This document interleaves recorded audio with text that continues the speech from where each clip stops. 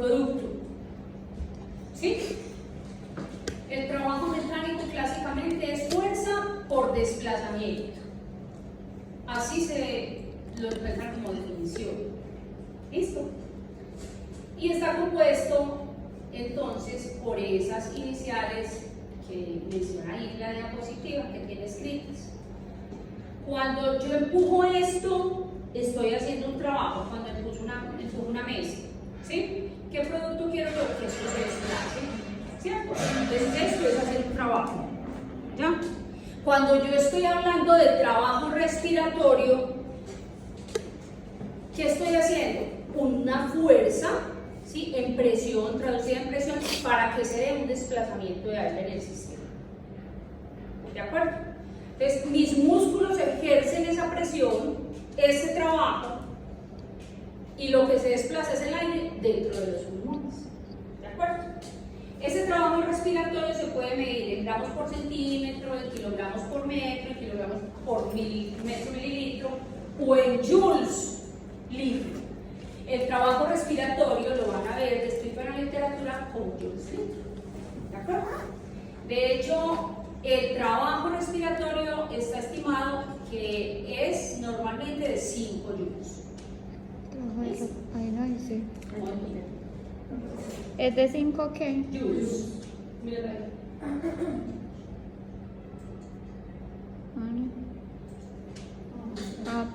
¿Qué? No, Joules. Yo les mando la diapositiva. Sí, les llegaron las otras, ¿cierto? Sí, bueno.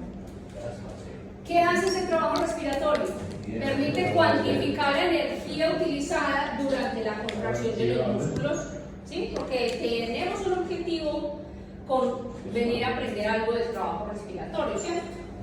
Y dejarle la duda para que vaya la idea más.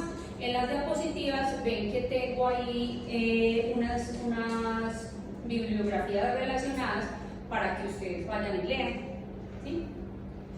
Está relacionada con el consumo de oxígeno de estos. Los componentes de ese trabajo respiratorio son todas estas fuerzas, ¿sí? Que incluyen la caja torácica, los músculos respiratorios y el sistema pulmonar. Medir el trabajo respiratorio, entonces, ¿qué nos permite? Evaluar la evaluación de la ventilación mecánica y la optimización de esa ventilación mecánica. ¿De acuerdo? El trabajo que lo realiza, los músculos. Entonces ahí hay un pequeño recorderis de los músculos respiratorios. Los inspiratorios, que son los primarios de la ventilación, dentro de ellos, pues el primero que es el diafragma, que realiza el 70% del trabajo. Los accesorios o secundarios, que son los paraesternales, escalenos y el esternocleidomastoideo.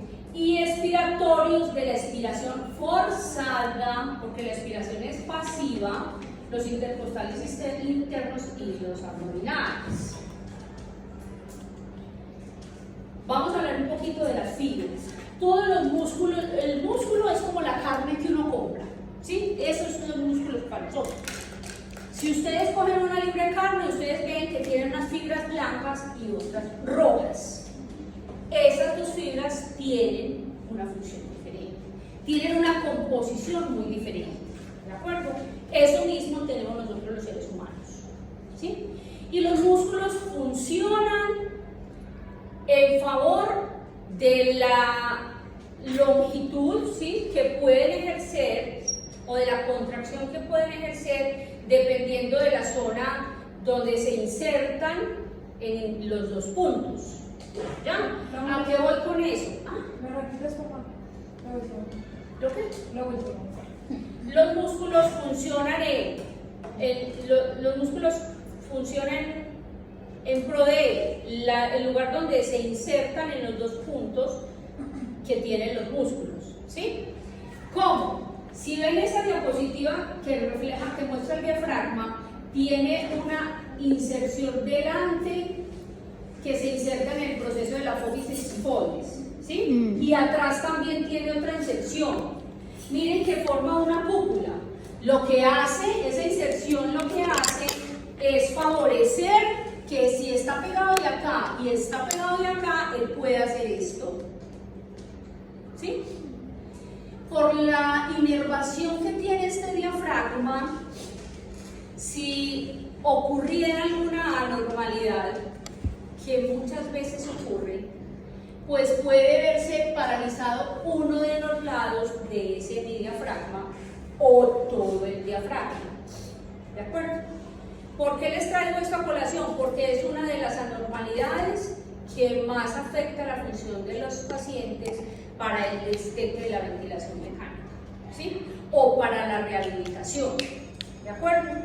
Estas fibras del diafragma tienen que estar funcionando muy bien para poder que la respiración se dé de manera tranquila en el paciente, sin exceso de trabajo para respirar. ¿De acuerdo?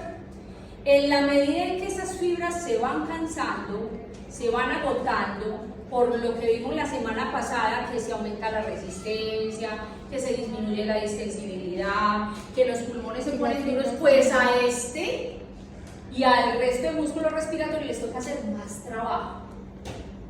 ¿Ya? Entonces, por eso es la secuencia hacer esta clase hoy. ¿De acuerdo?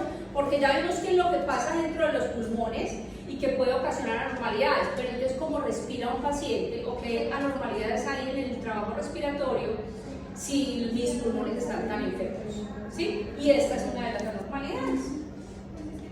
Entonces aquí describo someramente lo que es el diafragma, porque hay mucho que estudiar de diafragma y por eso hay un pregrado que se llama fisioterapia y fisiatría para poder hacer estudiar los músculos, pero nosotros necesitamos saber al menos qué es el músculo estriado, que separa la cavidad torácica del abdominal, que hace el 70% del trabajo y que está orientado a la resistencia. ¿Sí? No es un músculo de fuerza, no, de resistencia, de aguantar cosas repetitivas, frecuencias respiratorias altas. ¿De acuerdo? Tiene tres tipos de fibras, las tipo 1, las tipo 2A y las tipo 2B. Las tipo 1 son el 60% y las otras dos el 20%. ¿Y cuál es la diferencia entre esas? Ya va. Ahí va, un momento. Momento. Se diferencian según las siguientes características. Sí. Primero, la velocidad de acortamiento. Por eso empecé diciéndoles, trabajan o hacen su trabajo en función de lo que se puedan acortar o alargar. ¿Sí? Contraer o alargar. Según la velocidad de acortamiento en fibras rápidas y fibras lentas. De acuerdo a la vía principal de formación del ATP en oxidativas y en glicolíticas. ¿Sí? Y ahí en esa fibrita, miren que uno siempre ve cuando corta un pedazo de carne, que esos son un montón de fibritas, haga de cuenta que lo están viendo ahí. ¿Ya? Cada uno de esos filamentos es muy importante para la contracción muscular. ¿Ya? Y se deslizan uno entre otro, ¿sí? Por las fibras de actina y miosina para poder que se dé esa contracción. ¿De acuerdo? ¿Y de qué se alimenta? De proteínas. ¿Ya? Por eso es que cuando uno consume proteínas y hace ejercicio, se fijan ahí. ¿Ya? Y eso hace que gane masa muscular. ¿De acuerdo? ¿Cierto? Porque consume proteínas y gana gimnasia. Por esa razón. ¿Listo? Muy bien. ¿Qué? Sí, yo veo que compran unos carros así negros y unas letras como verdes y toman. Solo negro, ¿sí? Que puede ser blanco. Yo no sé, yo he visto una cosa ahí rara. Eso no sé. Muy bien.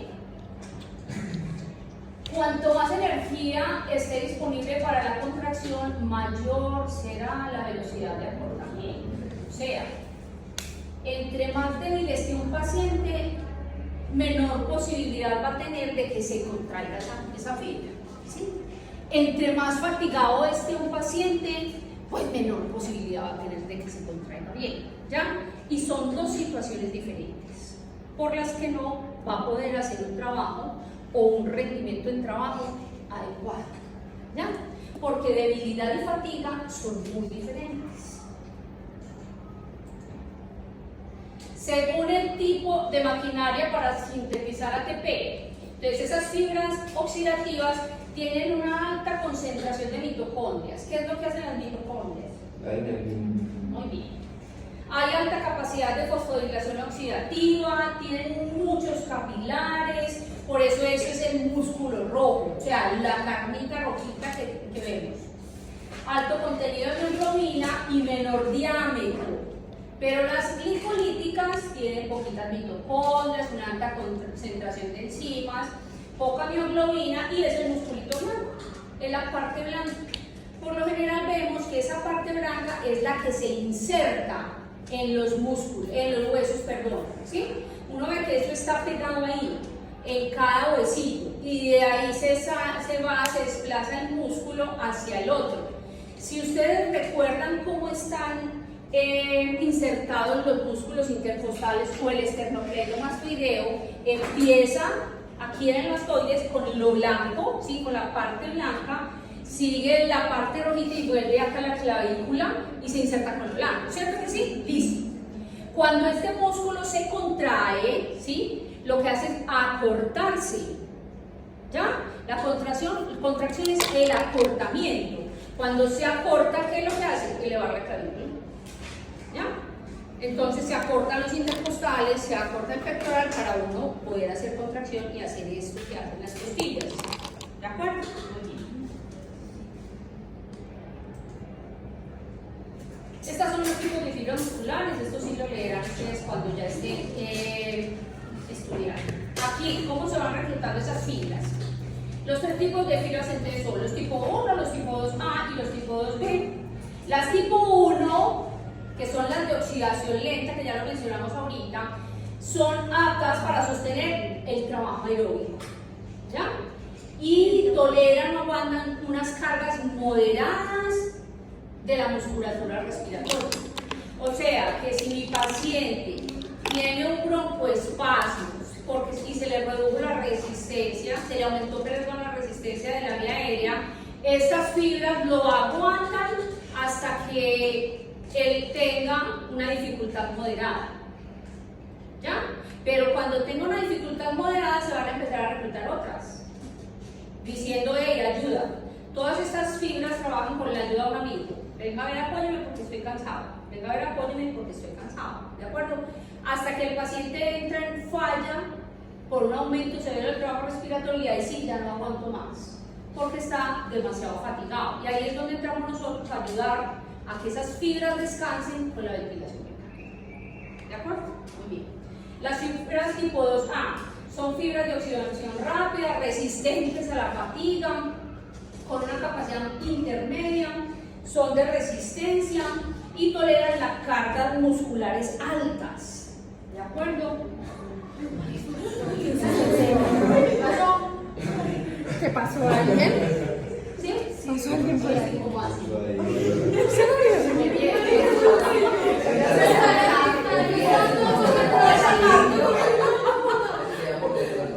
En la cardiovascular, usted ha visto que la cardio es como redonda. Mira, se está riendo.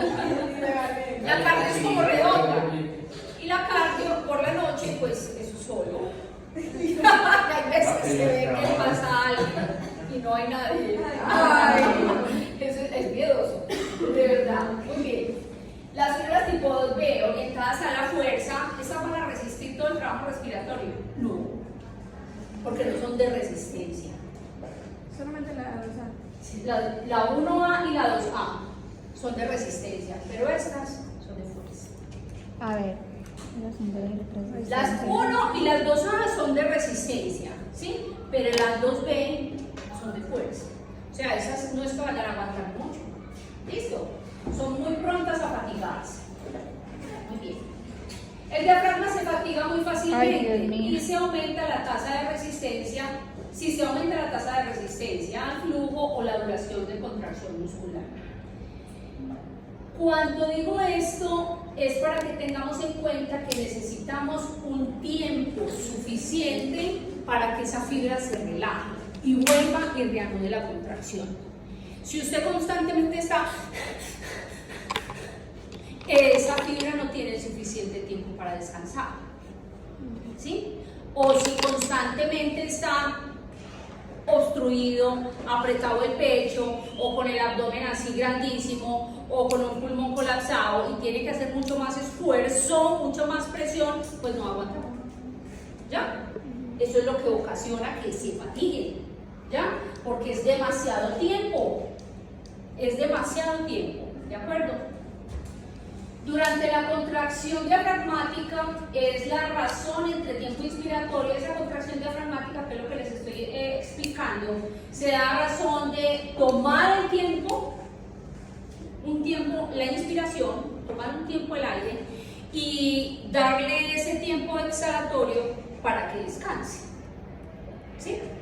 Entonces miren que no es solamente la manipulación de los flujos lo que vamos a hacer con el ventilador mecánico, como lo hablamos en la clase pasada. Uy, no, es que tenemos que manipular los flujos y entonces por eso toma un tiempo la respiración y vamos a calcular, vamos a hacer unos cálculos que les había mencionado que les iba a explicar en constantes de tiempo, sino que también incluyen que los músculos mejoren, ¿sí? Que descansen y puedan seguir apoyando la respiración del paciente para poder quitar el ventilador, ¿sí? Que ellos vuelvan a realizar el trabajo. Muy bien. Aquí, ¿qué es fatiga y qué es debilidad? La fatiga es la incapacidad de un músculo para mantener una fuerza en respuesta a un estímulo o a una carga, ¿sí? Yo llego cansado a mi casa, ¿ya? Cansado del impulso bien pesado y que además me tocó llevar el mercado, yo llego cansado, pero hice el trabajo, pero llegué cansado y yo me acostaba un rato y me repongo y vuelvo y soy capaz, ¿sí o no? Bien. El paciente se comenzó a hacer sibilancia, es un paciente asmático, aumentó la resistencia de la vía aérea y comenzó, uy no, estoy como maluco, me está costando respirar, va y señala, hace las señalaciones del ciclo de rescate con salbutamol, ¿sí? Y está en reposo, no hace más ejercicio. ¿Y qué pasa con él? Uy, me mejoré, esto me sirvió, ya los músculos no se van a cansar, ¿sí? Pero si no señala o no tiene respuesta, sino que por el contrario sigue haciendo y entra en broncoespasmo severo, ¿ya? Y además él sigue normal trabajando porque así somos.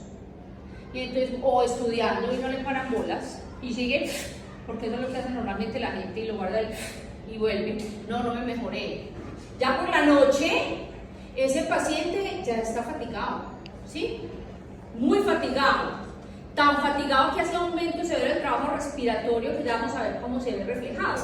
En la medida en que se van reclutando fibras, va mostrando a las personas signos de dificultad para respirar, disnea, ¿ya? El paciente empieza, uy, no, me siento como apretadito, me siento como maluco, ¿ya? Pero va avanzando a que se le hace la retracción supraesternal, a que se le hacen las retracciones intercostales, a que tiene retracción subcostal, a que hace desbalance toracoabdominal, ¿sí? A que hace taquipnea, polipnea, ¿de acuerdo? Eso es cuando las fibras ya están siendo insuficientes, cuando ya están entrando en fatiga, va haciendo más signos, ¿sí? Tanto así que llegan a ser cabeceo, porque estoy buscando aire, ¿ya? Eso, al paciente que vean con cabeceo y con aleteo nasal, está entrando en una falla ventilatoria seca. Eso es tenaz. Ya, no sé para dónde coger, ¿ya? Y todos los pacientes empiezan a hacer esto, ¿de acuerdo? Buscando aire. Y los EPOC empiezan a hacer esto. ¿No han visto que siempre ponen las manos así? Tratando de darle amplitud al tórax, como ¿para dónde cojo aire? ¿Por dónde? ¿Que me entre algo? No lo tienes para dónde. ¿De acuerdo? Muy bien. Debilidad es la impotencia de ese músculo para generar una fuerza adecuada y no es reversible con el descanso, ¿ya? Porque el músculo está débil, porque la fibra no tiene sustrato, ¿sí? No, nada, está desacondicionada. ¿Sí? Sí. La fatiga puede conllevar a una debilidad, Sí. son dos cosas Sí, distintas. puede conllevar a una debilidad. Porque si no lo tratan. Ah, sí, claro, pero ventilación mecánica, la unidad de cuidado intensivo, claro que sí. ¿Sí? Y hay una cosa para que les llame la atención, pues si vayan y busquen, que se llama debilidad asociada al paciente crítico. ¿Ya? Porque además el reposo prolongado los vuelve débiles Miren que uno empieza por desacondicionarse y se fatiga muy fácil, ¿sí? Y después ya es debilidad. Y usted no tiene ya con qué. ¿Qué tiene que empezar a hacer? A moverse. Comer y moverse, comer y moverse. Para que vuelva y gane masa y fuerza. Masa y fuerza. Y lo que necesitamos para respirar, resistencia. ¿Sí? Resistencia. ¿De acuerdo? Entonces por eso es que una de las estrategias que tenemos para mejorar en los pacientes es darles proteína y hacer ejercicio, entrenarnos por ejemplo con el ventilador que lo hacemos en la cardio. Entonces los ponemos a que hagan más esfuerzo con sensibilidad por presión, que eso se les voy a explicar cuando veamos de este tema. Entonces que hagan más esfuerzo, ¿sí? En el ventilador y que nosotros estemos ahí, o que haga ventilación voluntaria, el ejercicio de ventilación voluntaria máxima, que son respiraciones profundas en 12 segundos, lo que más pueda, lo más rápido que pueda. Eso es resistencia a esa sensibilidad por presión, para que impulse esa válvula que está más dura y el músculo se vaya entrenando y aguante más trabajo. ¿De acuerdo? Cuando es por fuerza, entonces ¿qué lo ponemos a hacer? Bueno, con el caminador, venga, párese, venga, póngase erguido, venga, enderece el tórax y sostenga la cabeza, que eso nos sirve, y vamos a hacer contracción del diafragma. Entonces ahí donde le ponemos, vamos a hacer aquí el ejercicio diafragmático. Entonces usted va a tomar aire y a sostenerlo. Hay quienes son capaces de sostenerlo, ¿sí? Y hacer la fuerza con el abdomen, y otros no. ¿De acuerdo? Y va uno aumentándole ¿qué? Peso. Uno empieza con una mano, después le suma dos, después le dice tráigame 1 kilo de arroz de su casa, fin, y se lo pone para que empiece a hacerlo. Eso lo van a aprender con tenis. ¿Listo? Muy bien. ¿Qué hay? Me he olvidado de ellos. O sea, específicamente marcada. O sea, fisiológicamente. Se da muchísimo más en ventilación mecánica invasiva, porque en esa ventilación necesariamente o obligatoriamente inicialmente tenemos que tener el paciente bajo algún grado de sedación, ¿ya? Esa es una de las razones de que ahora se maneje sedación consciente en la unidad de cuidado intensivo, que los pacientes estén mucho más activos estando en la unidad y conectados al ventilador. Entonces vamos a encontrar pacientes en ventilación mecánica invasiva pero despiertos, ¿ya? Que se sientan en el borde de la cama, que se bajan y dan unos pasos y se sientan en el sofá, que se paran en el caminador o que salen a caminar conectados al ventilador mecánico, incluso cuando tienen terapias extracorpóreas, ventilación ECMO o una asistencia ventricular o un balón de contrapulsación, pues pueden salir a caminar, ¿sí? Eso es para disminuir el riesgo de debilidad, porque fatigados estaban, ya descansaron, lo que queremos es que no se atrofien y que no se debiliten. ¿Listo? En ventilación mecánica no invasiva, los pacientes que llegan fatigados por toda esa carga impuesta que tenían del aumento de la resistencia, de la disminución de la distensibilidad porque tenían un edema de pulmón, de X o Y, ¿sí? ¿Qué queremos? Que descansen y que vuelvan a reanudar en el trabajo. ¿De acuerdo? Entonces, la debilidad se da muchísimo más en los pacientes en ventilación mecánica invasiva. No queriendo decir que la no invasiva no, porque nos van a llegar pacientes en un grado de desnutrición que muy fácilmente hacen debilidad o que ya están débiles, ¿sí? Porque sobre todo las enfermedades muy crónicas o los pacientes inmunosuprimidos hacen pérdida de la masa muscular por desnutrición y los expone a que sean muy débiles. ¿De acuerdo? Karina. ¿Quién fue la que me preguntó? ¿Fue Karina? Sí, está claro. Bueno, muy bien. El trabajo respiratorio entonces es una variable fisiológica fundamental para indicar y titular el soporte ventilatorio, ¿sí? En los pacientes críticos. Todo paciente que requiere ventilación mecánica institucional es un paciente crítico, ¿sí? Extrainstitucional que requiere ventilación mecánica es un paciente crónico que requiere ese tipo de soporte. ¿De acuerdo? Muy bien. Mientras una asistencia ventilatoria, mientras estemos dando asistencia ventilatoria y lo hagamos de una manera excesiva, vamos a exponer al paciente a que se atrofie, ¿sí? Y a que el músculo se vuelva débil. Ahí va en que uno de los objetivos principales de la ventilación mecánica es no hacer daño, ¿ya? Y ahí es muy fácil para los que son auxiliares que ya trabajan en cuidados intensivos, es muy fácil uno decir, ay no, este señor está tan despierto, no, es que no, está... Cédelo más. Cédelo más. Cédelo más. No, eso no se hace. Eso no, es muy fácil para uno, ¿sí o no? Bolito. Bolito. No. ¿Por qué? Porque lo que necesitamos es que esté activo. Ya. Yo prefiero los pacientes combativos que no pierden fuerza tan fácil. ¿Ya? No, pero créame, no hay que tener un turno con un paciente así, no, es que yo lo padezco, es que yo trabajo en clínica, ¿cierto? Y es terrible porque además mueven más secreciones en el tubo, porque muerden el tubo, porque dañan el balón, porque chorrean, pues están por la cialorrea, porque se zapan la fijación, porque hacen asincronías ventilatorias. Pero es que usted depende del trabajo muscular de él, ¿sí? De que se ventile bien, que es lo que uno está pensando desde que ya lo intubó. ¿Cómo lo vas a sacar de ahí? ¿Sí? Entonces eso del bolito, de que duérmalo, no, ojo, primero evaluemos a ver cómo lo tratamos de tranquilizar. ¿Qué es lo que está pasando? ¿Qué es bolito? ¿Ya? Que primero evaluémoslo antes del bolito. No, porque es que yo trabajé en Serviusis y allá los pacientes son despiertos todo el tiempo. No se le van a tocar 16, mamita, listo. Como terapeuta respiratorio usted va a tener 16 acá. Sí, pero ahí están los auxiliares para que lo amarren y lo aguanten. No, pero es que además...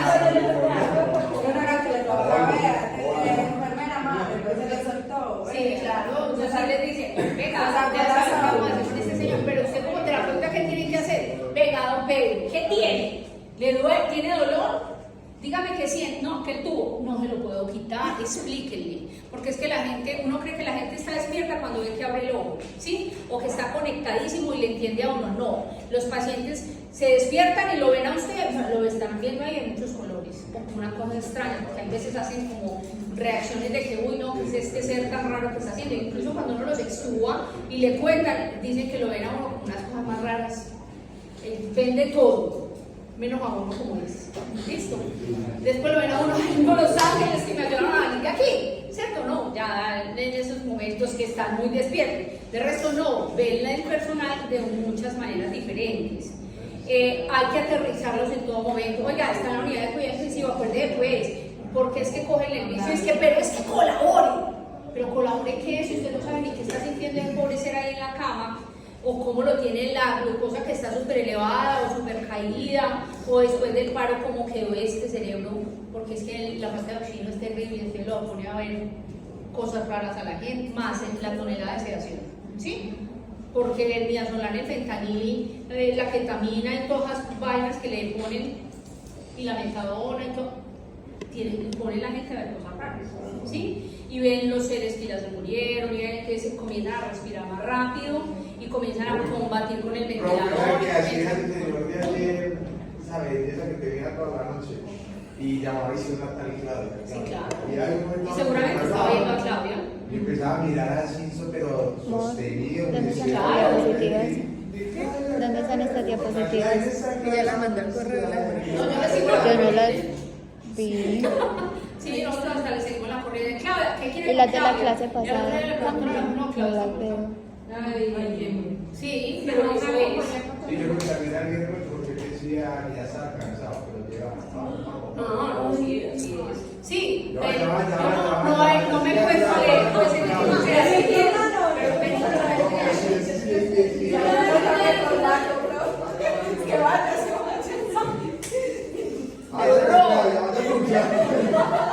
¡qué pesado!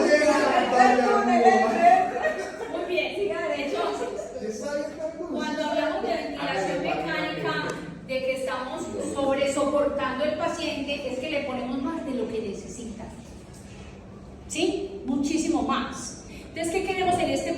la actualidad aquí en el 2024, que la ventilación mecánica sea más amigable para el paciente, ¿sí? Que no lo dejemos sufrir, ¿ya?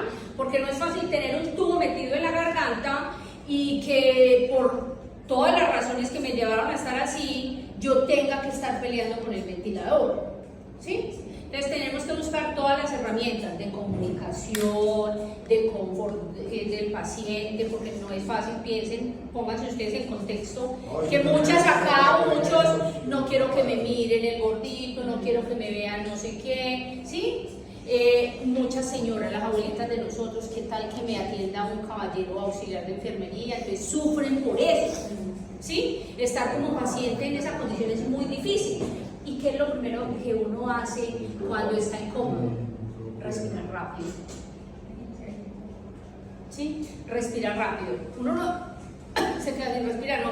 Uno dice, va a venir fulanito. No. Y muchas viejitas, por ejemplo, perdón con lo de viejitas, muchas abuelitas dicen que no me asienten, por favor, un muchacho. Ay, me dirán, ay, usted no. Sí, de una. Pero es por eso, entonces piensen en esas condiciones.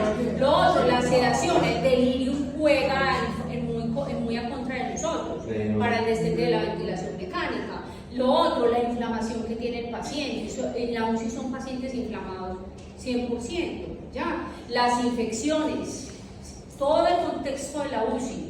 Estoy en 4 paredes blancas, entra un montón de gente aquí con el mismo color de uniforme, con diferente, pero todas con gorro, con gafas de tablillas, todas ven iguales. Vienen y me dicen, colabore, y yo bien enferma que no quiero sino ir. Con dolor. ¿Ya? Con dolor, no me entienden. ¿Ya? Porque además se van a comunicar y no intentan y no pueden. Y ellos no asumen de una que no puedo hablar porque tengo esto, porque me ayuda a respirar, no, que dicha que fuera así, pero no lo es.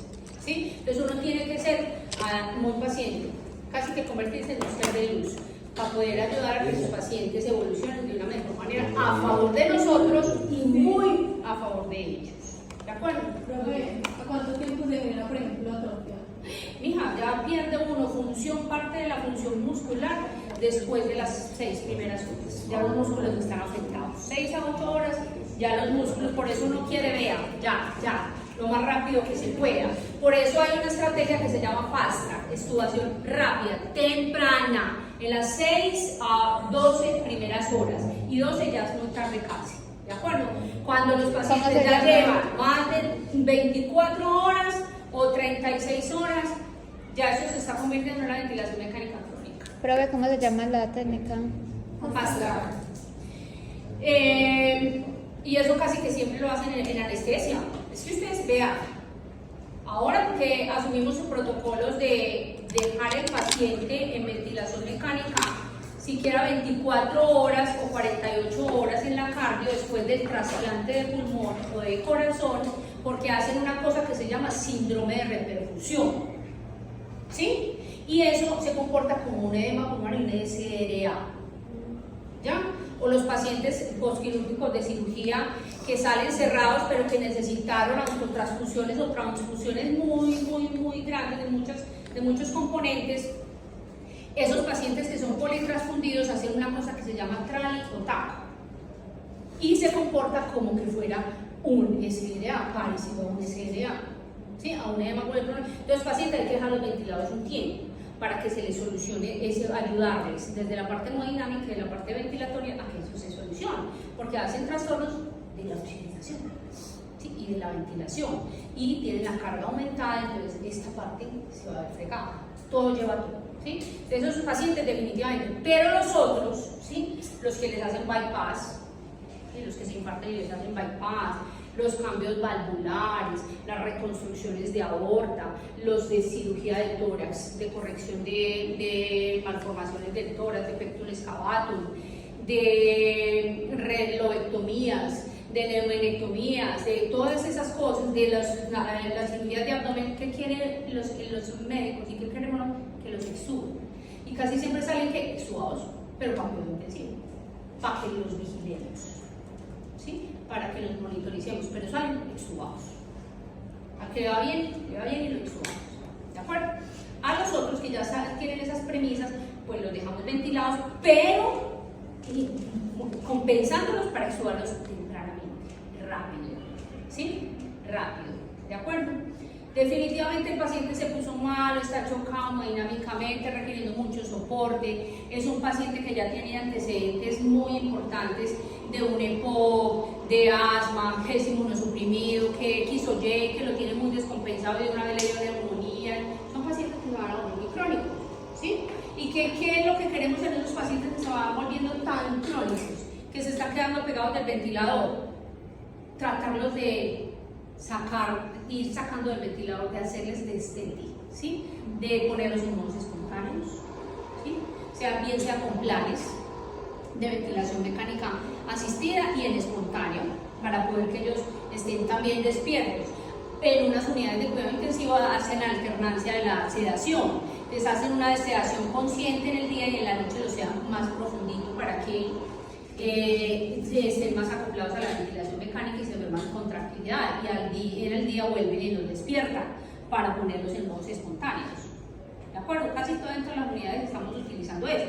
Entonces, por ejemplo, en la cardio, a los pacientes los tenemos en espontáneo en el día y en la noche los ponemos en asistido controlado para que se duerman. Porque además cuando se duermen y están muy desacondicionados, empiezan a hacer respiraciones inefectivas. No hacen la suficiente contracción para que se expandan, entonces hacen apneas o hacen predipneas. Y ya en los gases de la madrugada, para arriba el CO2. Entonces toca cambiarlos. Tarea. Van a leer qué es la escala de RAS. Ya no lo habíamos leído. Sí, ya la leyeron. Y la escala análoga del dolor. Muy bien.